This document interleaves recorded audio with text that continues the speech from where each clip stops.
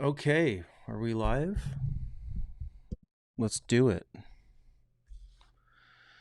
Hey guys, Bermcannon Podcast here, going live on YouTube, also taking questions, concerns, and comments. Also, if you're watching on YouTube, there is the sticker program, and you could see that in the comments.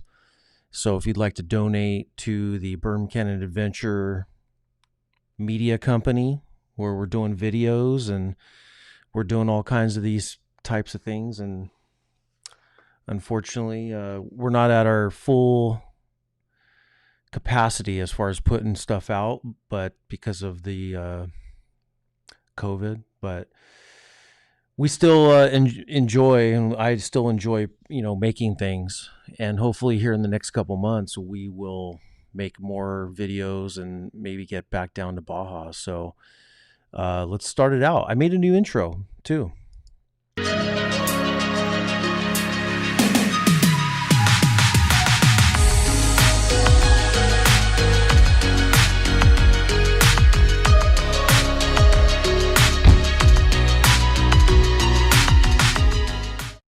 How do you guys like that? Was that cool? I don't know. I'm still messing with it. I just haven't had time to make a new intro, and I really like that song. It's real disco-y and real 80s, which is kind of not me, but for some reason I like it. But I don't know. I have a lot of footage now. Let's look at it one more time. Some of that is a couple years old, and some new people. Freddie's in it. Let's see.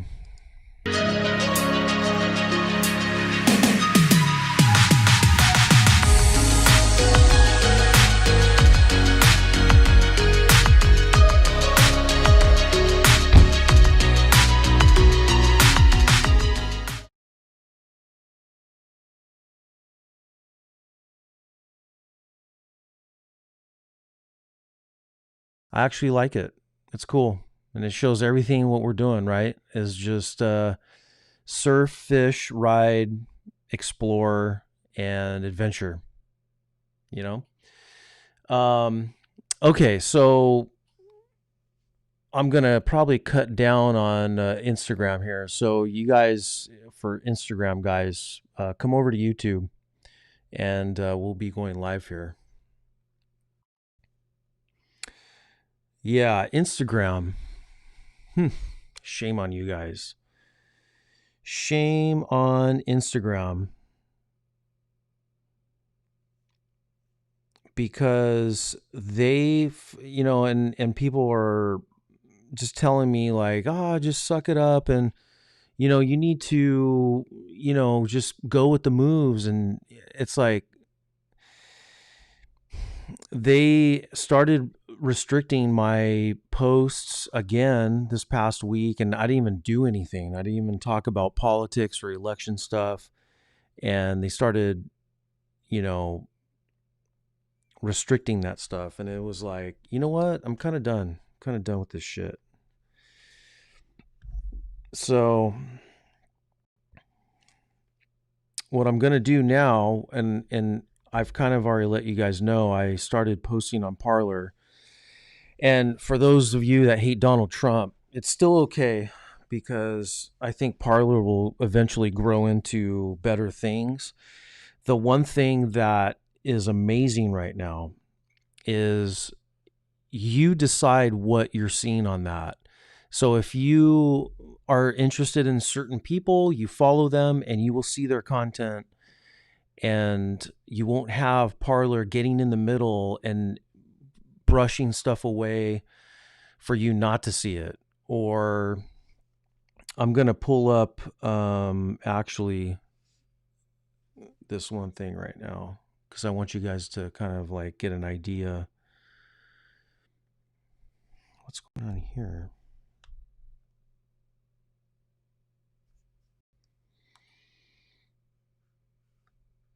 Oh, that's weird. Stand by here. Technical. Oh, here we go.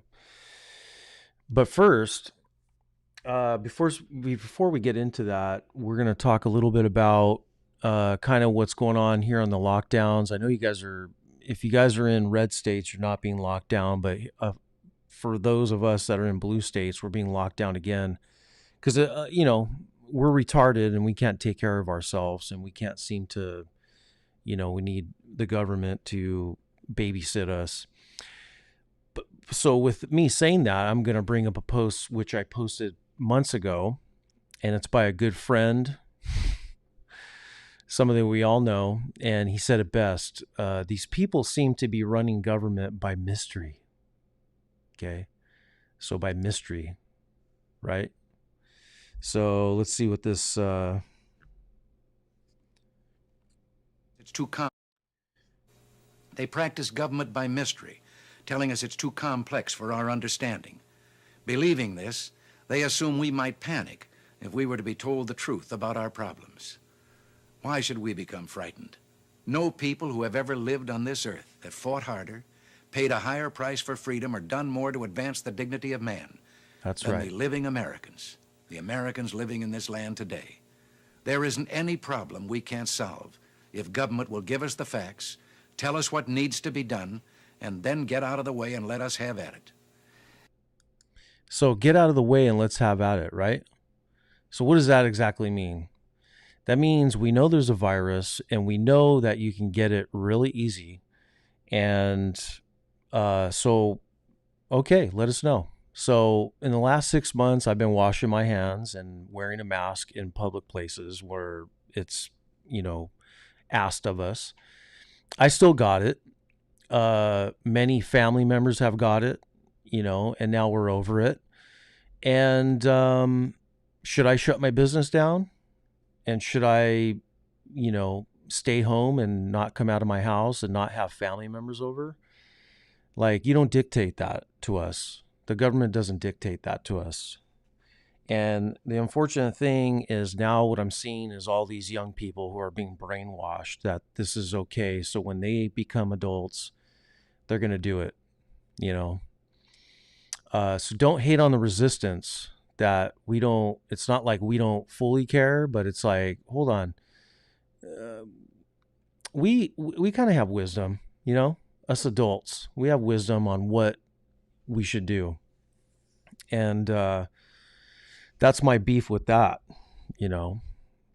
So I don't know how you guys are doing out there and what your guys' beliefs are, but, now that I've had it and most of the community around me has had it down here. Oh, by the way, too, our hospitals ain't overwhelmed like they say on the news, but they were doing that in the beginning. Let's see here. Do I still have that? Let's go to Parler here. Oh, no, you know what? I put that on Instagram. I don't even care. Whatever with that.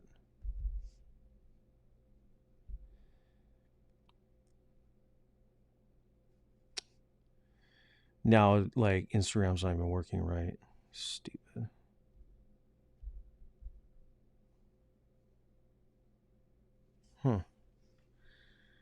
That's weird.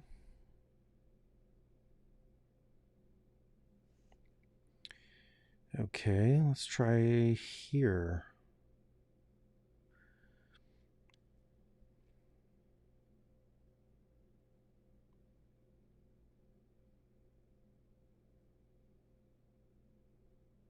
Oh, man.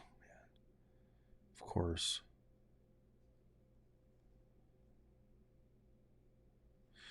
Oh, you know what? I think Instagram probably deleted one of my posts because now I can't seem to find it. Unbelievable.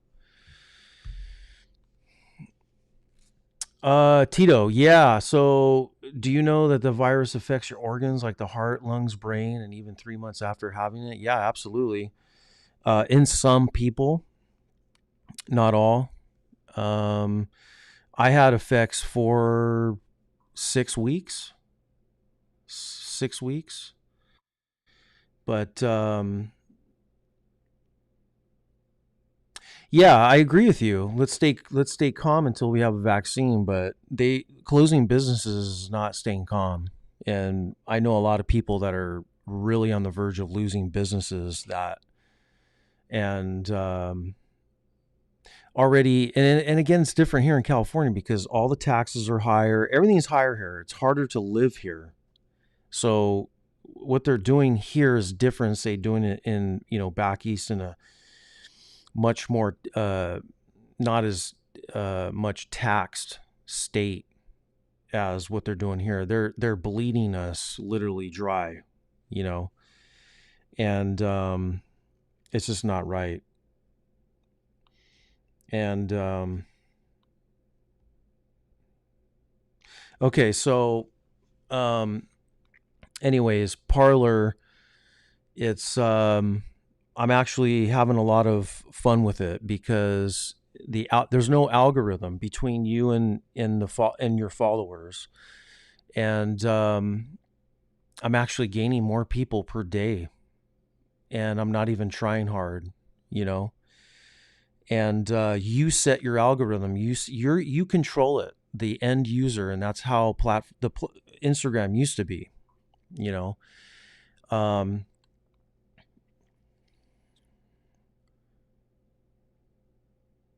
Yeah, and this vaccine is ready, Tito. It's ready to go. So closing down businesses and not having holiday with your family is just BS. And you know, a lot of people, at least far as and the news tells lies because most of the people that I know here in LA are just they just don't know they just don't know what to do. I mean, we're really at a point where people want to start just like flipping out, because they just feel the government is just retards. But there is a small group. I think it's just small that they're like, they need a nanny government to tell them what to do because they're really dumb and they don't know, what's going on.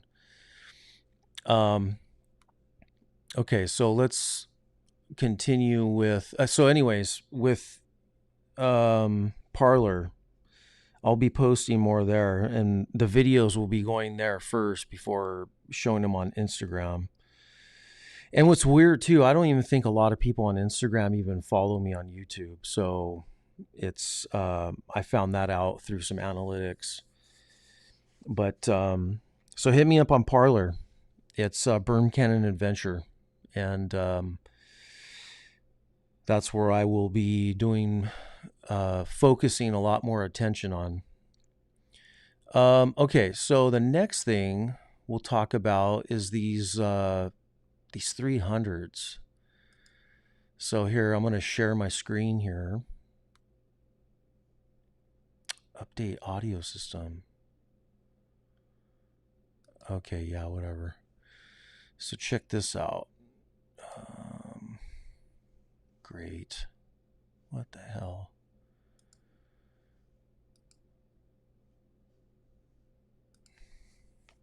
Sorry, I'm not even ready here. You like this great budget show I have going on?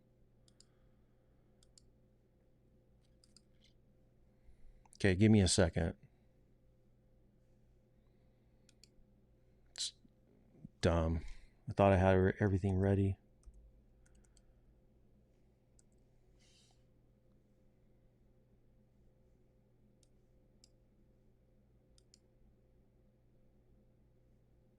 Okay, so in Thailand, Honda looks like they just put out 300s, the CRF 250L and the CRF 250 rallies are now going to be 300s, and these are only available in Thailand. Honda launched this pint-sized adventure bike that was released originally in 2017, but many riders have been begging for a 300 upgrade. Many riders have been begging for a lot from Honda, and it wasn't a 300. I mean, I don't know who's right. And that's the one thing too, is like, I don't understand if you want to get to that point. I feel, at least on my part, I've seen so many comments about wanting a 650 adventure bike, a proper one. But I guess they don't want to do that still. So anyways, these are now going to be obviously in Thailand first. And who knows if they're going to come to America. But the heart of this new CRF 300 platform is a 286 fuel-injected DOHC engine mated to a 6-speed gearbox. I loved this 250L. I have the videos where I was riding the 250L in the High Sierra Diaries, where we're doing Panamint and Alabama Hills over there. And I love that bike, and I actually think it is kind of the new XR400, but it's just fuel injected, and it has great, I can't remember what I got fuel range, but it was good. It was such a fun bike, and it was heavy, but who cares? It was like 650 is heavy too. But that was funny is that video I did on that bike, I think it's past 300,000 views on YouTube. Imagine that 300,000 people watched that video, and I only have 6,000 subscribers. Let's see. Fast Joe. What's up, Fast Joe? Honda's a bit conservative. Yeah, they are. Very conservative, but they make good stuff. We can't really hate on them too much. Along with more power, this bike comes additional with some weight reductions. And I'm thinking they're using that conservatively, but they'll receive a new frame that optimizes rigidity and helps shed pounds off the bike. That'd be actually kind of cool, Can't believe they are doing a 300 in Thailand and Asia first when Americans are bigger and heavier and could use the bigger motors. Absolutely, Kirk. I mean, it's like, what are you going to do? Now you guys know why I have this like anti-industry attitude. I have this like, the stick up my ass. Sometimes I have this like just scowl. This is what I've seen for 20 years, and you just you learn to live with it. I wish, I thought KTM would do this because KTM is in such a driver's seat, but I thought at one time they were going to. Wouldn't it be cool to just order a bike how you wanted it, based on motor? Like a company as big as KTM and how many models they do, they should be able to like give you a website where you just kind of get on there and you're just like, hey, I want a 300 motor. I want it as a dual sport. And then that all could be done. I mean, if Tesla's doing that, why can't we do that with bikes? Or I would even be down with like, can you imagine Honda? Can you imagine like, yeah, I want this and that. And even if it took a year to get, we would all still do that, right? We would all still do that. Like I want this motor with this frame. Of course, all the work has been done, but it'd be really good if we can have more options with Honda. That's for sure.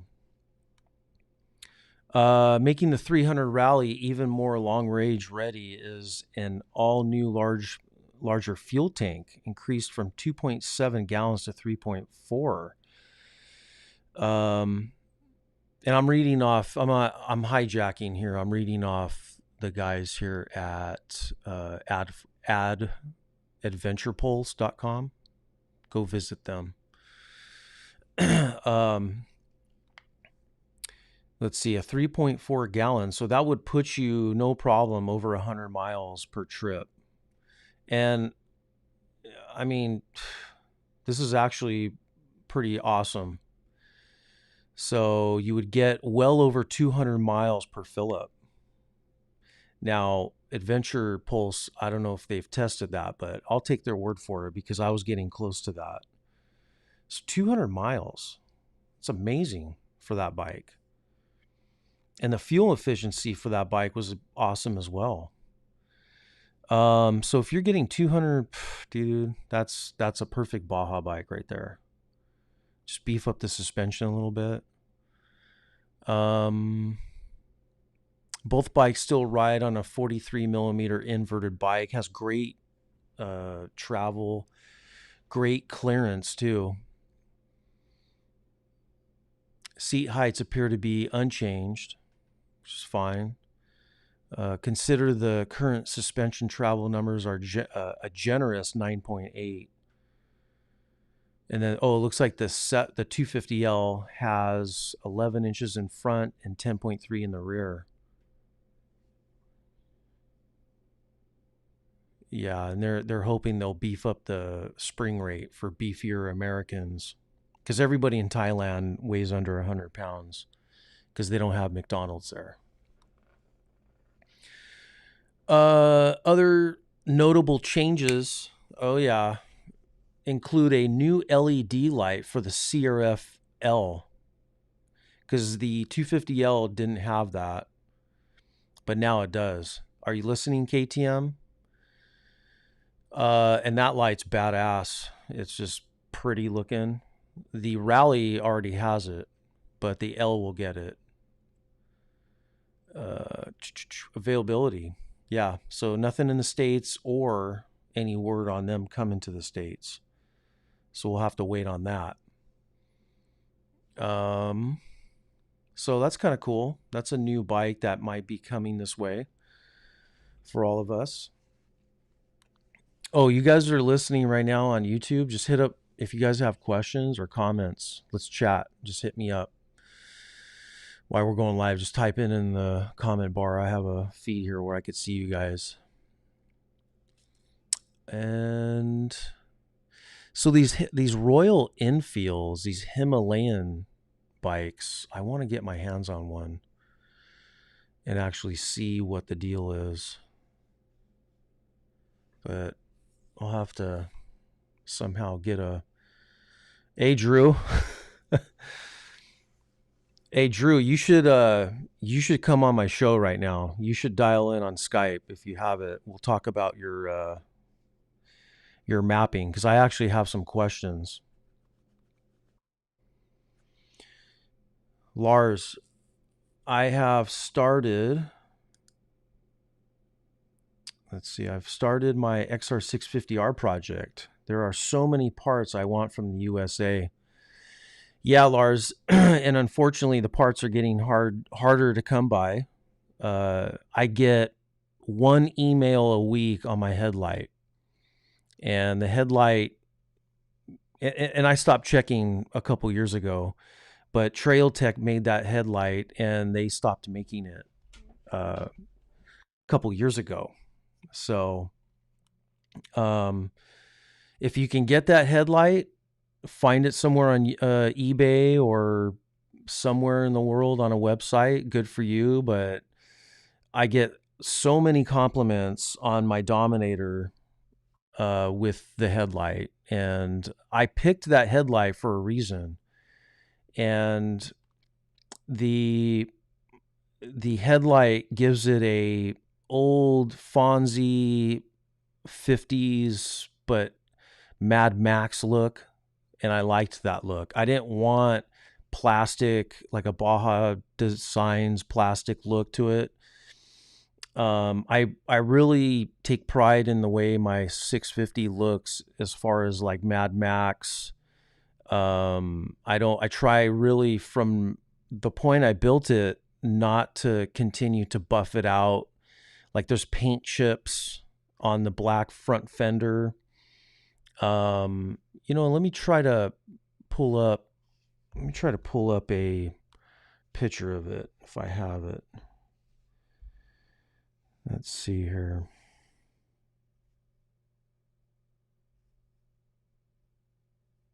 Oh yeah, here it is.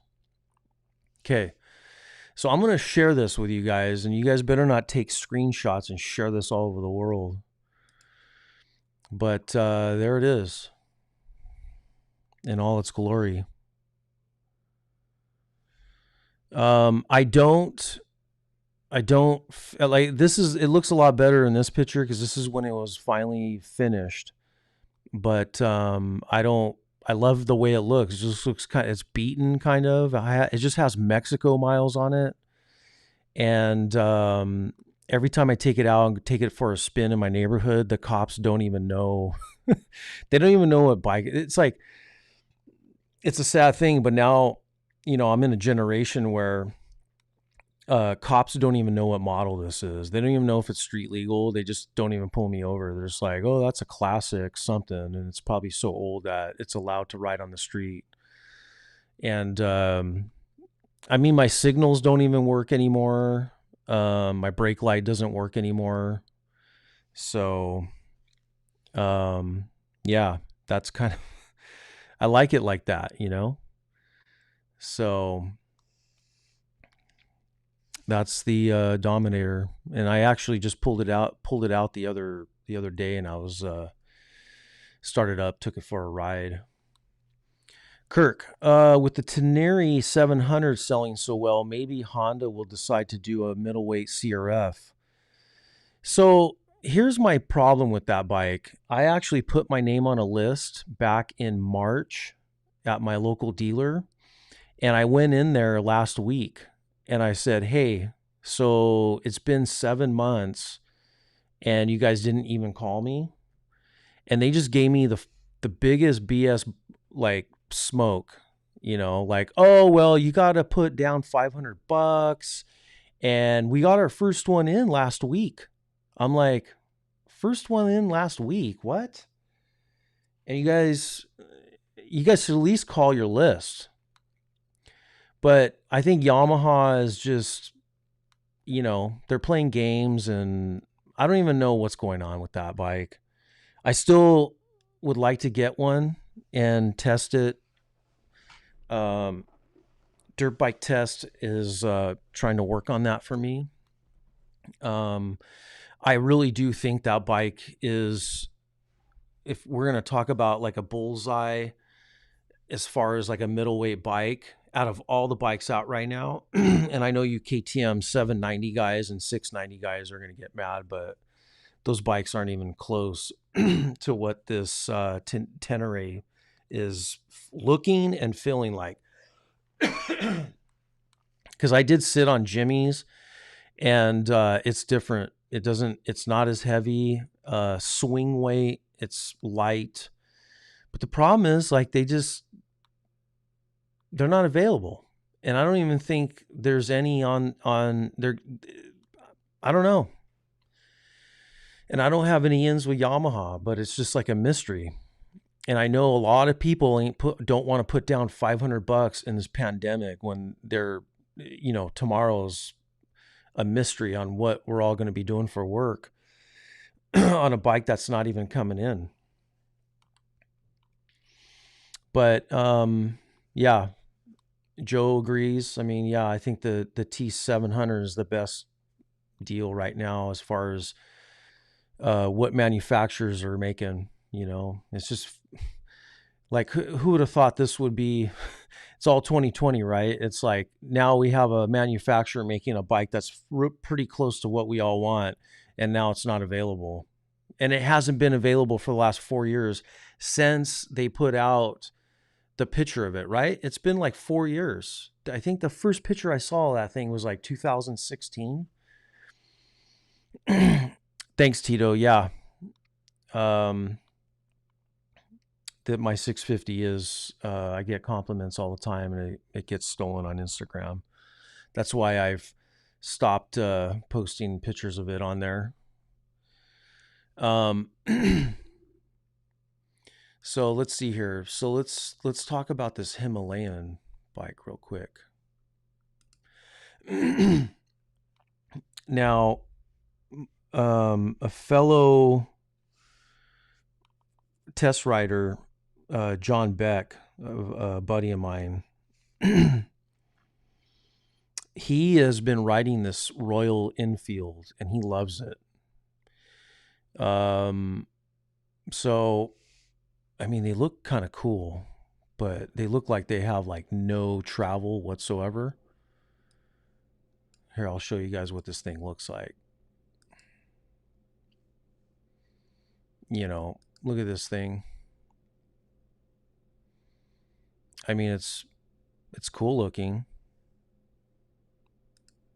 You know, it's got really, it looks like it has like maybe an inch of travel. Is that where it's made, Lars? Is it Sweden?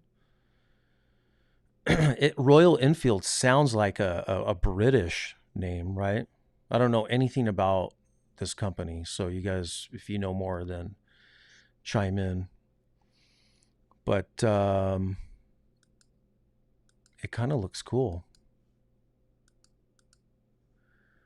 Comes in different colors, like a red, a blue. See, like that's kind of what like the Japanese needs to start doing. KTM won't do it. It'll always be orange, but this is kind of cool. Like, you know, what if my buddy gets one and I want to get a different gas tank? Like these kind of options. Oh, sorry. You're from Sweden. Oh, you're telling Tito that. All right. I won't get involved. But see how they offer like these different paint schemes? Like this is cool, you know? And it'd be cool if Honda did more of this. KTM did more of this. What? They do like a camo? And just do the gas tank. You know. Drew, do you want to come on? We don't have to do video. We just do audio. Just call me on Skype and I'll give you my my Skype name. Just call me on audio. We'll talk about your maps. Let me know if you want to do that.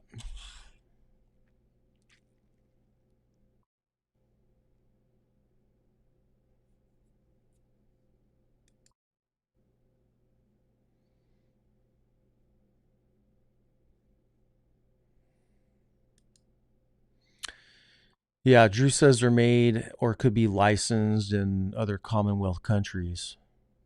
Um, so, Drew, I'm gonna give it to everybody here. They can put me in their Skype thing if they want.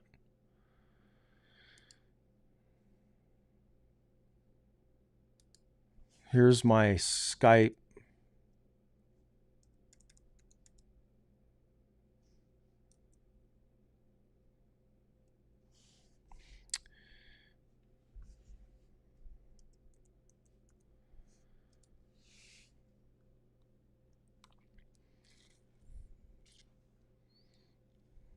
We're gonna have Drew come on here. He's one of my followers, but he actually started doing some map stuff on YouTube, which I'm really kind of lost. Drew, you're gonna have to we'll go over all that, and I can kind of interview you on that stuff. Oh, so so for you guys that surf out there, I recently just posted a video on one of my boards. This was all supposed to be part of the surf, fish, and ride series that we were going to shoot in Baja this past year, but it just got canned because of COVID. So I've had a lot of people ask me what kind of boards I ride, and I'm going to kind of share that stuff. So if you haven't seen that video, it's on my YouTube as a short video. It's just like this. I shot it with my phone. And then the board I really want to shoot is the board I really want to shoot is my album Darkness, which is a great surfboard to take on trips into Baja. And I'm going to do a special video on that one because I've had it now for years and it's like my go-to. And the thing is just amazing.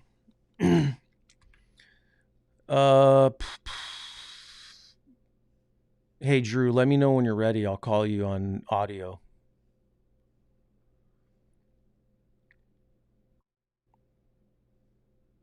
Yeah, Finn, you can ask questions here too. We'll go over that.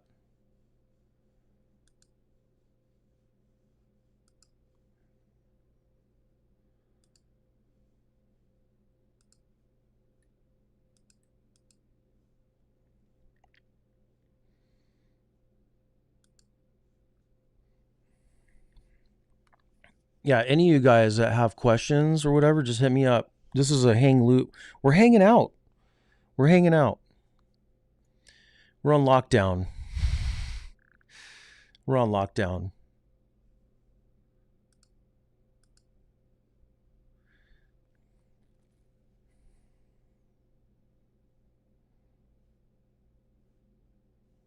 All right, Drew, I'm going to try calling you.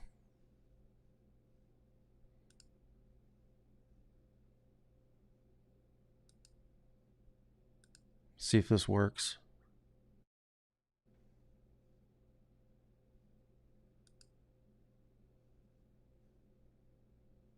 Hmm.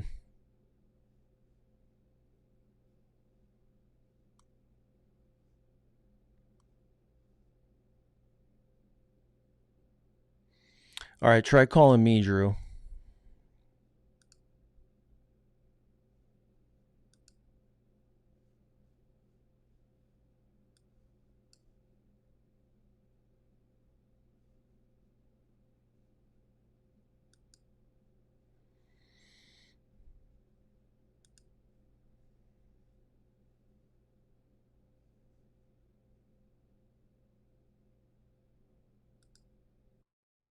All right, here we go.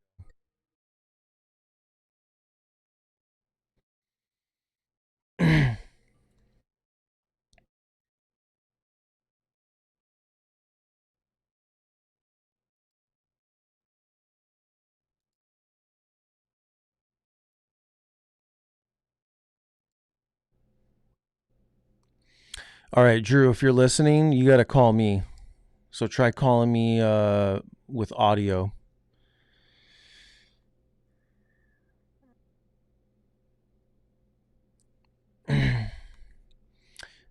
Okay, so Tito or Finn, you have a question? Hit me up. You could type it in there. Tito says, I don't like the Himalayan. It's too heavy. And only 24 horsepower? Are you sure? That's not a lot. What is it? Is it like a 300 or something? 24 horsepower. Interesting.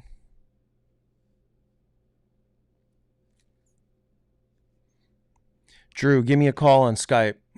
I tried calling you. I don't know if it went through. Just push the audio call, and that way it won't go on video. Yeah, the Himalayan. I don't even know what that. Oh, here we go. Hey, Drew. Okay, I can see you, but you have to turn your mic on.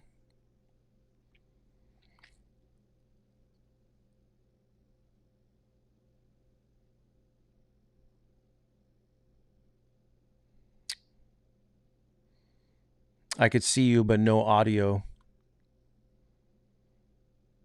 There might be a button right there. You'll see.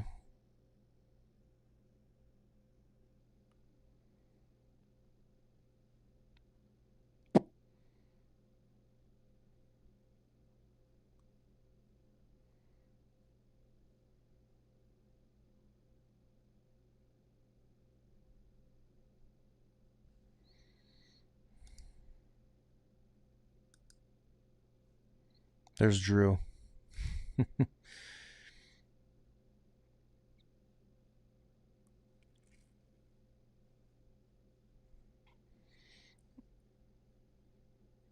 Yeah, I think it's on your end, Drew. Just take your time and look for it. Maybe. Usually it's a button that is like your audio, like on your Skype settings or something.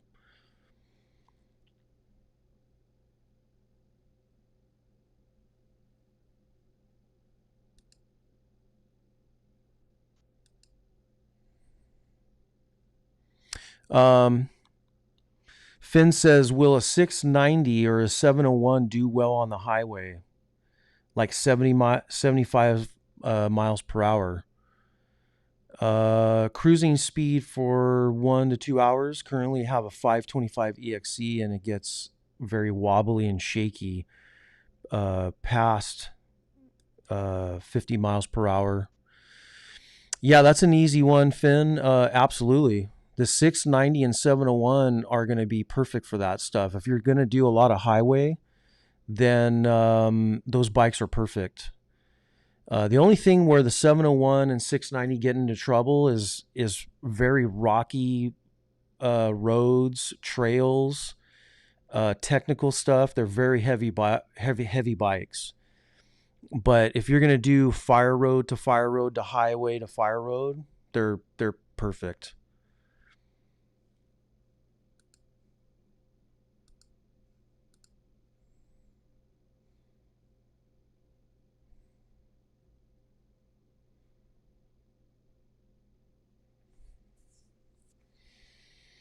Yeah, Drew, I still got video, but I don't have audio from you.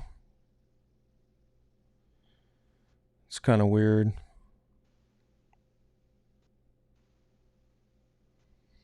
Um, maybe hang up and try calling me again.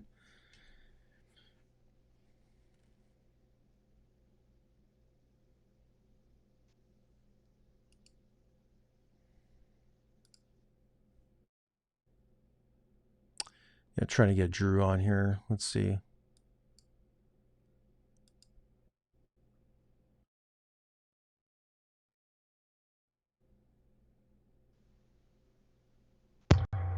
Audio only, is that one working?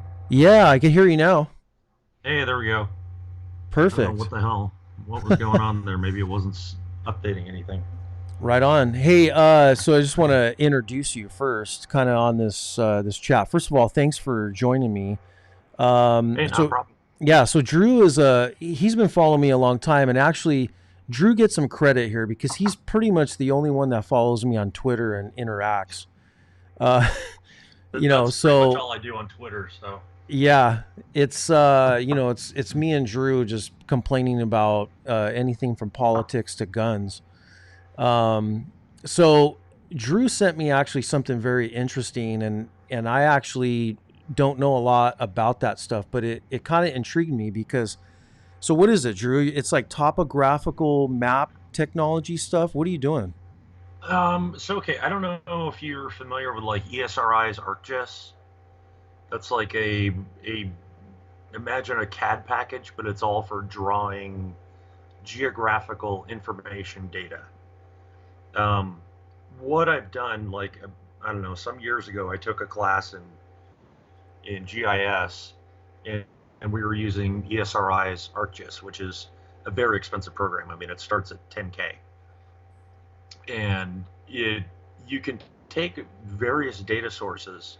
So, like, I kind of talk about it in my video series where I'm going through Tiger data and USGS data and all these other data sources, and I'm kind of building up my own repertoire of data that I can use to generate my own maps.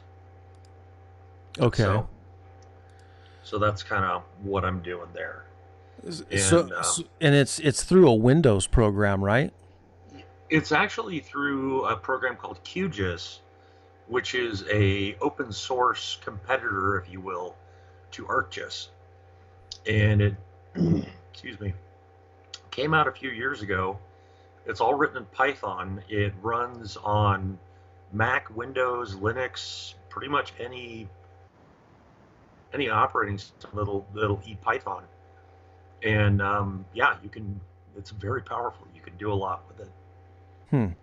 And you were telling me you went exploring up in that northern Nevada, and so I haven't gotten there yet. My friends are up there right now. Okay, so if you were going to use it as a tool, how does it? Let's just say, explain to the viewers out there how it can be used to benefit adventure writing in general? Like, what do you see it, Okay. you know? I was going to say, I don't know if I've got the resolution to show you guys. This is one of the maps I did a couple years ago for where we do where we used to go and do one of our outdoor shooting activities. Okay. So this is out near Cutaback Dry Lake, which some of you are probably familiar with. Yeah. Have you ever followed the Giant Rock Road all the way out to the end towards Pilot Knob? No. Well, you can't anymore. Excuse me. The Navy went ahead and took that property back. So It's no longer accessible, which really sucks because it was a really awesome place to go do stuff. But they haven't put the fences up. So if you're quick, you could probably go out there and just ride all the way up to the end, take some video, take some GPS data, and ride out, and nobody would be the wiser. If you do get caught, they'll probably be like, well, you're not really supposed to be here. You know, this is property we annexed recently, that kind of thing. Why did they annex it, you think? Because it was this particular area. You know what? I don't know if I can show you my screen or not. I think you can. You could share it. I think there's a button. And let me down below. It should say share screen. Pull up a Google map.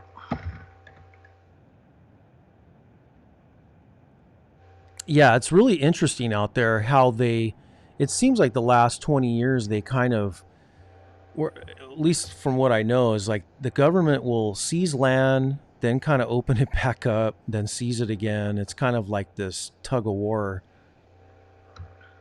Yep. I have while you're doing that, I'll go back to one of these questions here. Yeah. Drew. Let's see. Oh, so TCB asks, what's your opinion on the best street legal single track bike? I'm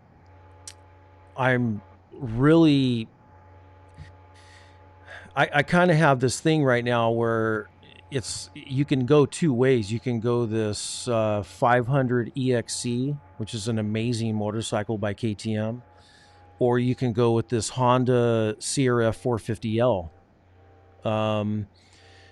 But if you're, based on your question, the word single track bike, I would have to say the KTM because it's really slim, light, and agile.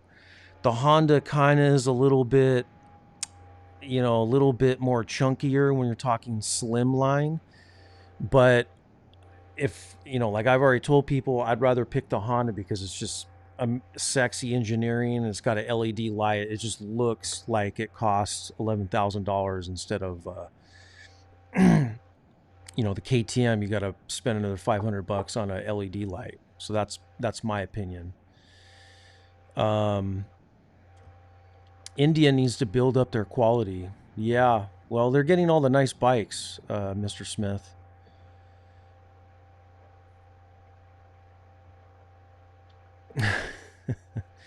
Okay, I turned on screen sharing. I don't know if it worked or not.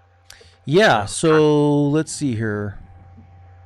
I'm going to add it right now. You'll see it. Let me get rid of us. And now you can just kind of talk and play. Okay, can everybody see it okay? Yeah. Okay, so unfortunately the area here, it doesn't have a bunch of the other detail. You'll see this road right here and Pilot Knob.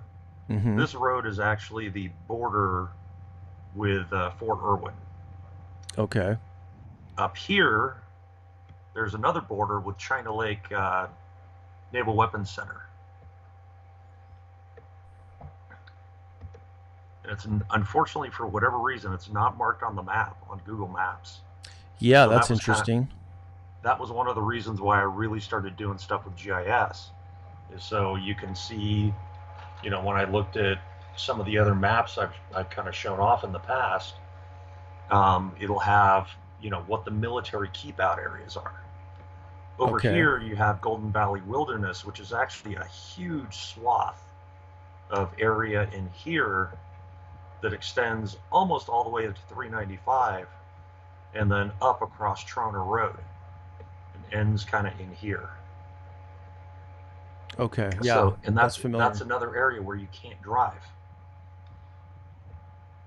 Interesting. So what ended up happening, you've got this other Grass Valley Wilderness here. You had this pocket in here. It was Fort Irwin, China Lake, and then Golden Valley Wilderness. So there's actually another military reservation right here that used to be the impact area where naval gunnery or aerial naval gunnery took place. Okay. So if you look at it on satellite, you'll see a bunch of big bullseyes.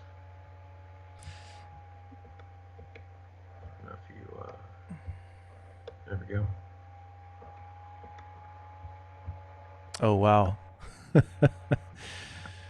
So they essentially reactivated this area. So this area is now going to be off limits at some point in the near future. Interesting. I don't know if they're going to start shooting at it again. Can you scroll out for a second where I could see Red Mountain? Yeah. There's the lake. Okay, I'm trying to get a grasp on what's west and what's east. Okay, there's 395. There's Ransburg. Okay. Wow. Okay, yeah. So I'm going to Red Mountain actually next week. Okay. And I can actually ride into this area. Yep. Okay, so go. If you get on whatchamacallit, 20 Mule Team, and take it, I believe it's called RM50. Mm-hmm. That will take you. Just keep heading kind of northeast-ish. This is it right here, I think. Eventually Yeah. it'll take you here, which is Black Rock Wells. And then you can hop on RM100, which is this road. Oh, okay. This will take you around the hill. And then these roads are marked when you get over there, but they're not shown on Google Maps. And then this was our campsite. And it's just a really, really super awesome place to camp. So Nice. we would go out there and do like week-long camping trips. We could shoot against the hill here, Yeah. and nobody ever bothered us. Now, you don't get any, let's say like next week's Thanksgiving, and you don't get anybody from the dry lake bed by Red Mountain there. You don't get people coming back that far towards you. There would be like a Jeep club the weekend, and Uh, they would just kind of roll by and wave, and okay. then they'd go back to what they were doing. That's awesome. Because it was an hour and a half to 2 hours away, from the road. Okay, so you're back out, and now where those bullseyes are compared to where that spot is. The bullseyes are back here. Oh, So that's a clue to how much area they took. huh. That's crazy. So are you saying probably to get back to where your camp spot is, you're going to have to go around a fence, or they haven't fenced it yet? Oh no, that whole area is now part of China Lake. Oh, okay. They haven't put the fence up yet. So if you want to go back there and explore, there's a non-trivial chance you'll run into Navy police back there, and they'll probably be like, well, just so you know that this area is closed, and we took it a couple of years ago, and we're gonna be shutting it off at some point soon. Yeah. So, but yeah, it's lost. Interesting. We don't get it anymore. Because that's really, really close to Red Mountain. Yeah. Not real close, but I've seen jets fly over Red Mountain area at certain times, coming from either Panamint or whatever they do. But maybe they're just gonna expand their drone striking practice zone.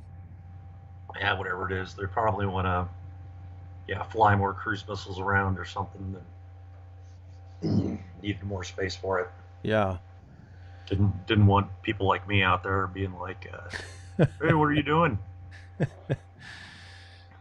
No, I mean it's again, it's really interesting to see their tug of war back and forth on surveying, and then they take it and then they give it up, and Yeah. So is that because I actually thought you were in Vegas?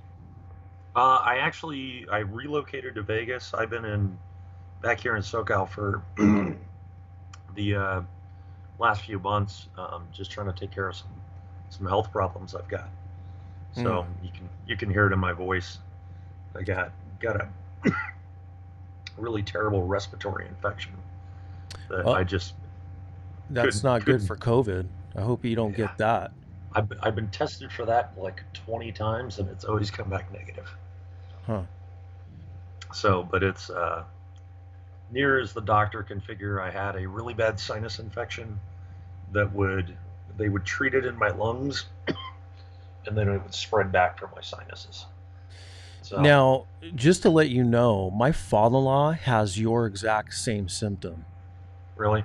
And he constantly coughs, and he did have a major sinus infection about 3 months ago. Yeah. But he has this cough now that is just not going away. My cough has actually gotten substantially better. Oh, really? When I first came back, like, we could not have this conversation. My voice was just completely gone. I'd be coughing, choking, carrying on. So you get about 5 minutes out of me. Well, I hope you get better. I actually, I wanted to tell you, I'm actually enjoying some of your videos on YouTube. Your shooting ones. Yeah. Hey, I don't get to do enough shooting these days, I'll tell you that much. Yeah. What is your YouTube channel? I want to put it on my thing so my followers can check you out. If you're down with that. Yeah. I was gonna say I don't have a specific link. I think your name on YouTube was just High Desert Drew. Yeah. So it's that right there. Let me spell that here.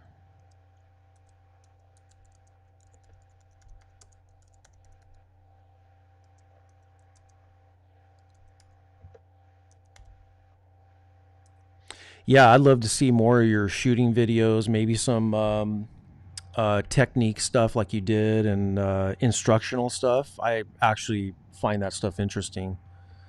Cool. I'm glad somebody's enjoying it. My YouTube channel just kind of sat for a very long time without a lot going on. So I've kind of been trying to pump it up a little bit recently. Yeah. Well, thanks for coming on, Drew. This was like on the fly, and you actually gave some good information to people that want to get into that map stuff. And, I'd like to have you on again and talk more about the high desert stuff, because it sounds like you're more educated on that property out there than I am. Yeah. 29 Palms is kind of my familiar stomping ground. Mm-hmm. So that's where my family's from originally, and that's where I grew up. Okay. So, and yeah, I'm more than happy to come on and kind of talk about that area, the changes that are going on there, and that sort of thing. So, and I've got, excuse me, tons and tons of material on that kind of stuff. So. Okay, well, dig up something interesting land-wise, and I'll have you on again. I think that was kind of cool. I think because most of my followers are from out here. We'll love to hear about that. Yeah, what might actually work in the next week, I'm going to be putting together, I think like 3 or 4 more videos. I'm doing one about every 2 days. Okay. So.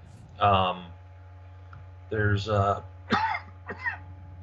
clipping and extracts, which should be a really good one if you guys are doing county maps.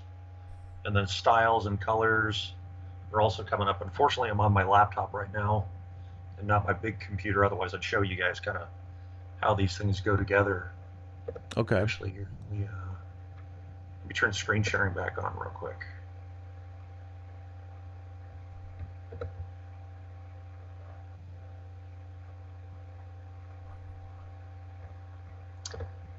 Okay, hold on.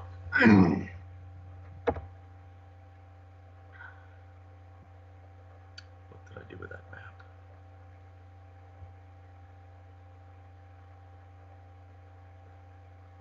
I don't know what I did with the image. I'll post it later. Yeah, that's cool. But excuse me. Yeah, just get a little, just get all that stuff together and just let me know, and then we'll have you on again and we'll talk about that stuff. I think that's bitching.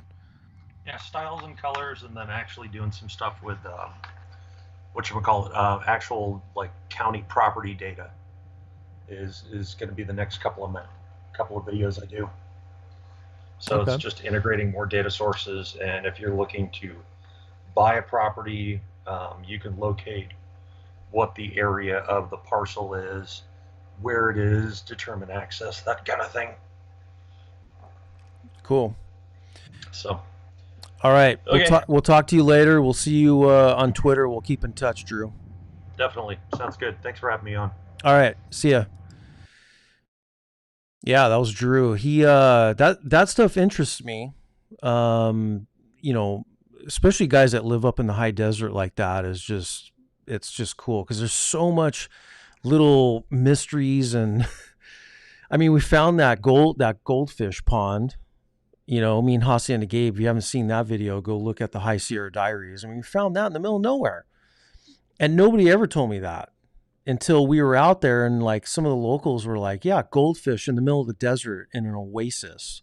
Just go up this road, turn left, turn right, boom, we saw it. It was awesome. All right, let's see here. Questions.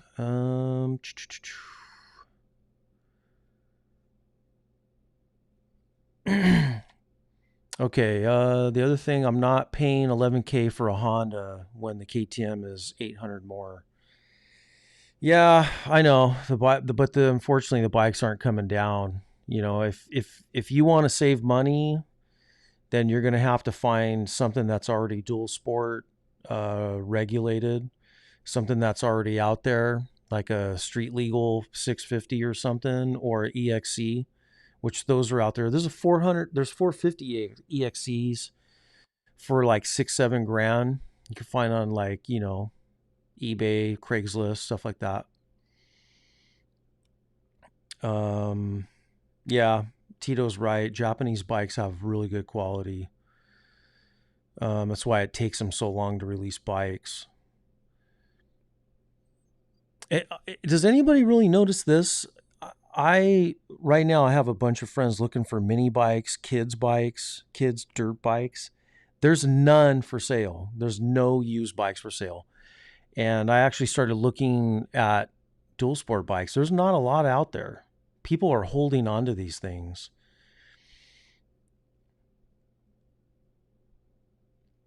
Tito is also saying in Europe, KTMs are all sold out. Yeah, probably. You know, here's the deal. This is my political economic hypothesis for years. This is what my dad's taught me when this was going on in the 80s and 90s. Conservative, Republican majorities, presidential and, you know, the House, when they just have better economies for guys like us. My dad got us into writing when Reagan was president, and he cut taxes on businesses.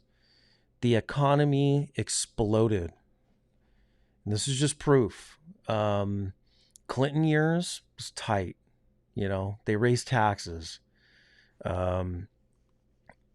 Bush era, you know, he had the whole, you know, what was it? The housing crash.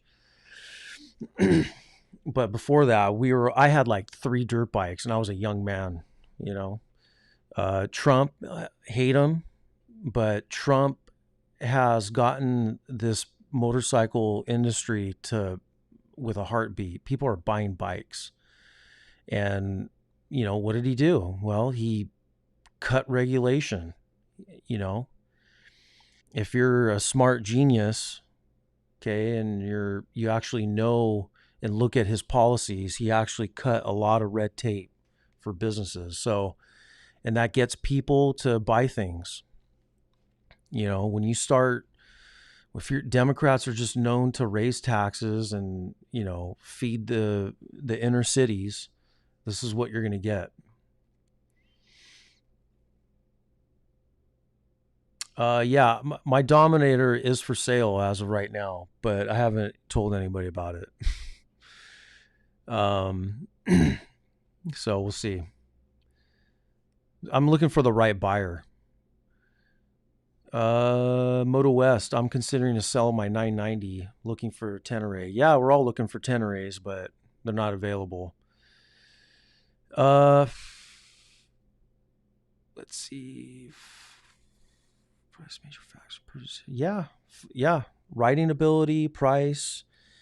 I always get asked the question, what bike would I buy at Dual Sport? And I keep telling people 450L. But for the guys that really want to trail ride hardcore and get more technical, I would pick that KTM over the 450L. But then you get the guys like, well, I don't want to do much of trail riding. Then I push them down the road to, if they're not looking for a lot of horsepower, the 250 Rally is great. Well, now hopefully it'll be a 300.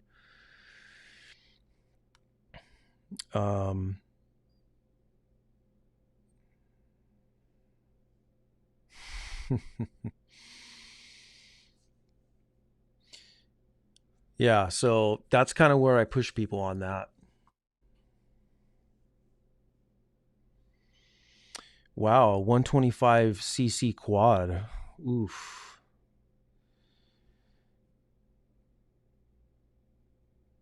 Yeah. I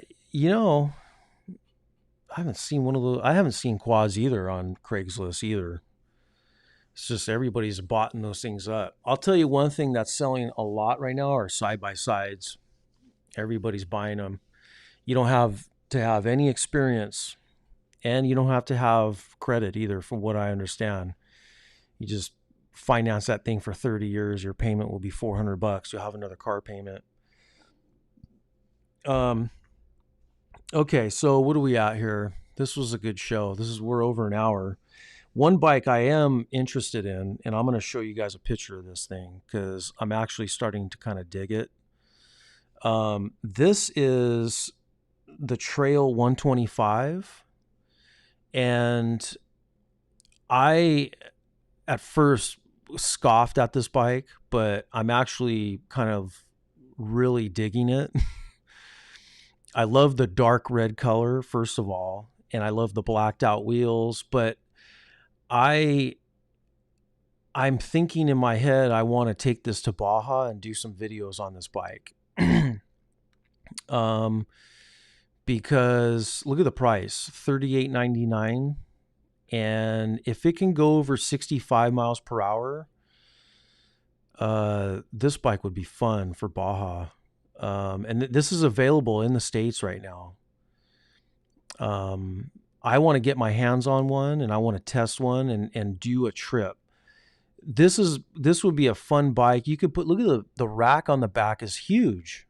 You could stick like a whole suitcase on the back with your clothes and then just take that on fire roads and just, go from Tecate to,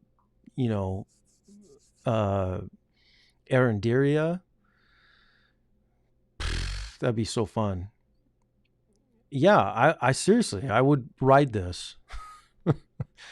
They have the other bikes like that Monkey or whatever. I don't think I'd be down with that, but this is something. Look how light and nimble that is. You can put stuff on the back. And the gas mileage is probably ridiculous. It's probably like 125 miles a gallon. But hey, Finn, you asked, you're like, why would I want that? Is because the same feeling why I started Baja Diaries on the XR 400.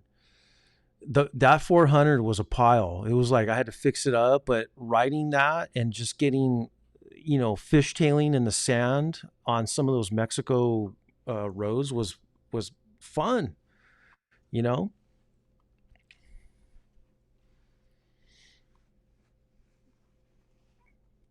If I took this down there, it would be really sad.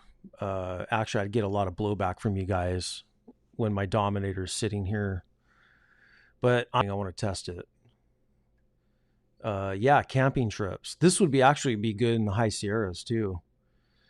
The only thing is, I'd want to put probably some better knobbies on it, because I think that would help. Those are pretty much like slick tires. That wouldn't go far, especially on like sand roads. So yeah, I was looking at this thing. I wanted to share this with you guys because this thing would be so fun just to have it in the garage.